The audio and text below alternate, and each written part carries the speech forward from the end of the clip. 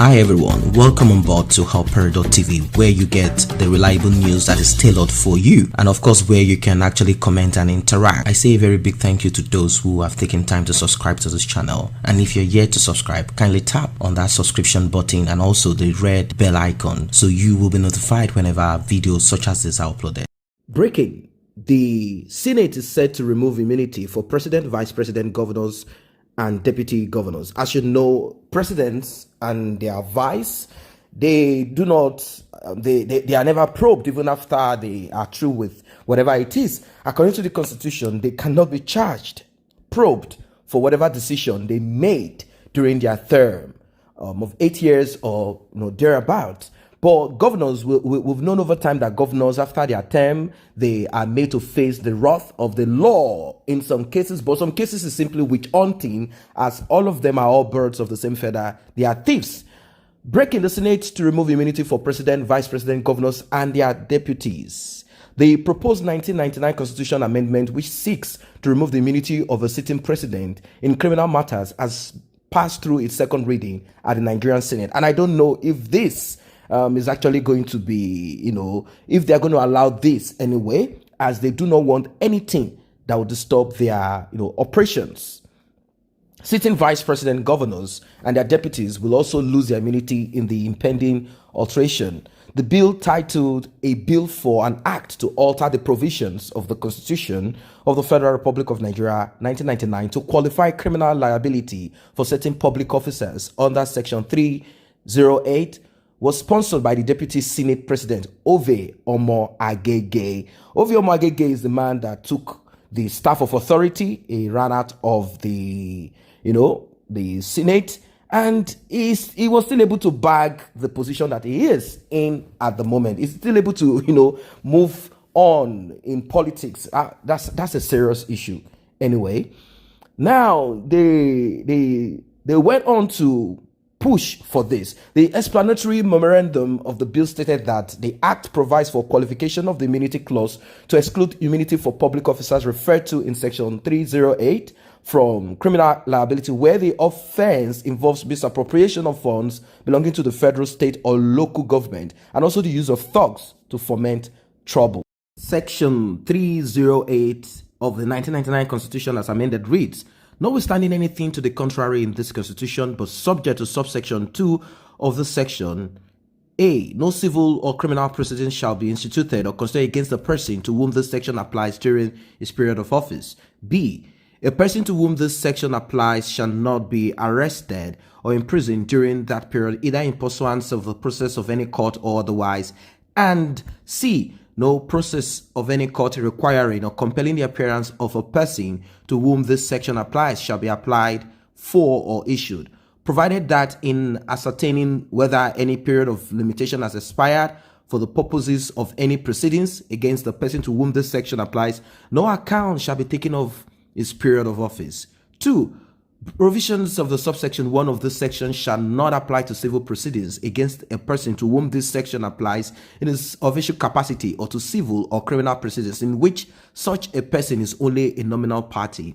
3. This section applies to a person holding the office of president or vice president, governor or deputy governor, and the reference in this section to period of office is a reference to the period during which the person holding such office is required to perform functions of the office. The proposed bill provides that a president, vice president, governors, and deputy governors shall lose their immunity if they are investigated by security and anti-graft agencies, including the courts. The bill said in part that section 308 of the Principal Act is altered by A, substituting for subsection 2 a new subsection 2. 2. The provisions of subsection 1 of this section shall not apply. A civil proceeding against a person to whom this section applies in his official capacity, or to civil or criminal proceedings in which such person is only a nominal party. Now, when you look at all of this together, they went forward to say A is to civil proceedings against a person to whom this section applies in his official capacity, or to civil or criminal proceedings in which such a person is only a nominal party, and B, to persons who hold the office of vice president, governor, or deputy governor if it is determined either by the Economic Financial Crimes Commission, Independent Corrupt Practices Commission, Nigerian Police, and State Security Service through a collaborative investigation that the said person is indicted by a court of competent jurisdiction for 1. Financial misappropriation of funds belonging to the federal, state, or local government, or 2. Sponsoring thugs to perpetrate violence that cause injury or death of political opponent, a member of his family, agent, or personal representatives. Legalizing 6 geopolitical zones, a bill which seeks to legalize the 6 geopolitical zones in the country, also scaled through the second reading. The bill titled A Bill for an Act to Alter the Provisions of the Constitution of the Federal Republic of Nigeria 1999 to give recognition to the 6 geopolitical zones and to further introduce a clear demarcation by creating the federal and state legislative list as a substitute for the existing legislative list, and for other matters 2020, was sponsored by Senator Solomon Adeola, Lagos West. Now, when you look at all of these bills that they're altering here and there, I don't know how far this will go. Will the president, Major General Muhammadu Buhari, if the office of the president determines who EFCC chairman will be, if the office of the president selects INEC chairman or president, if the office of the president is totally in charge of basically everything, the police, IGP, and all of that, how is it possible? Which agency? They are trying to, have they actually separated power as it's supposed to be? Rather than it being a parastatal of the presidency of the government, have they actually separated power? Is the judiciary working without being, being oppressed? It's a terrible. Or are they trying to snowball us with all of these and trying to act like they are not rubber stamp, senators, by coming up with bogus bills that might not pass? Because there must be a structure on ground that gives room to this. Meaning the police will have to act without being controlled by the presidency or by any governor. This is how it's supposed to be. DSS, which is supposed to be SSS, is supposed to act without being controlled by the police or being controlled by the presidency. It is supposed to act. But unfortunately, the way countries work is for certain laws to be provided. These laws it's actually the overall and everything. Simply put, the SSS, the police, all of the security agencies and enforcement agencies have that book. And that book, the laws are written there and the constitutions are already mapped out there. So whenever there is any issue, they go in there, look at it, read it, interpret it, and work with it. It is not the presidency overriding anything. But in Nigeria, law doesn't work. It is the presidency that is the law. It is the presidency that determines what will happen to this person and what will not happen. Most of the time, we see them overriding the constitution, overriding the law, and acting like criminals and touts that they are. Anyway, a lot of bills have been pushed out there. The one from Ekiti came up with a bill for an act to alter the provisions of Constitution for the Federal Republic of Nigeria, 1999, to specify the period within which the president or governor of the state presents the appropriation bill before the National Assembly.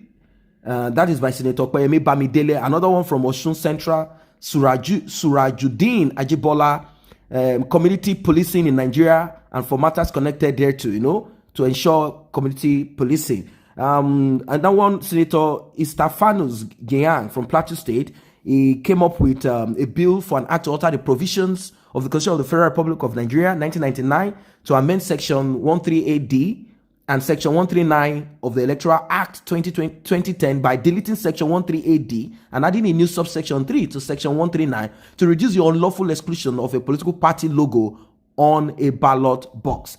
Then the one from Ekiti Central, Michael Okpeyemi, he came up with the Nigerian Police Force, to reflect their core mandate of providing civil services and for related matters.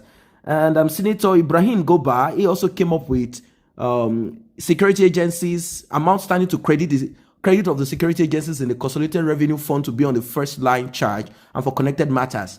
All of them come up with several, they come up with several, will I say bogus.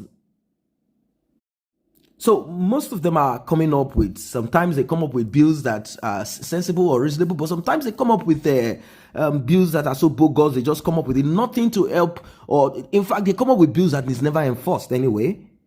Apart from the one that favors them, it's all over the place. But Ovio Omo Agege is actually the one pushing for this. he said they should come up with a bill to remove the immunity that is attached to the president, the vice president. Are they shaking tables? Does he think that this bill will actually pass or whatever it is? Now, Senator Ike Ekweremadu Enugu West, he also came up with a bill for an act to alter the provisions of the Constitution of the Federal Republic of Nigeria 1999 to provide for establishment of state police and other related matters, 2020. Now, that's just what it is, to come up with a bill for state police.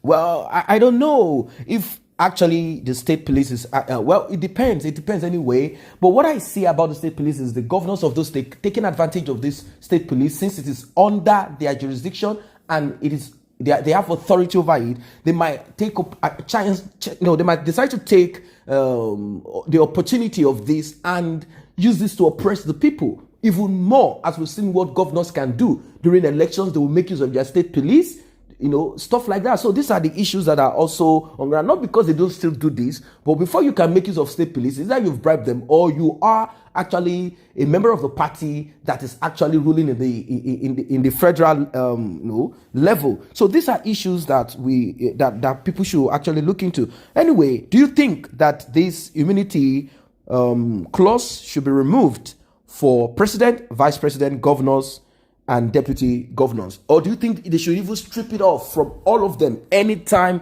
you are found wanting, face the law. That is, if the law itself will be obeyed. That is what it is for now. If you are not a member of this channel, let's grow together. You can do so by tapping on the subscription button and the red notification icon there. It will alert you whenever videos are uploaded. Thanks for stopping by.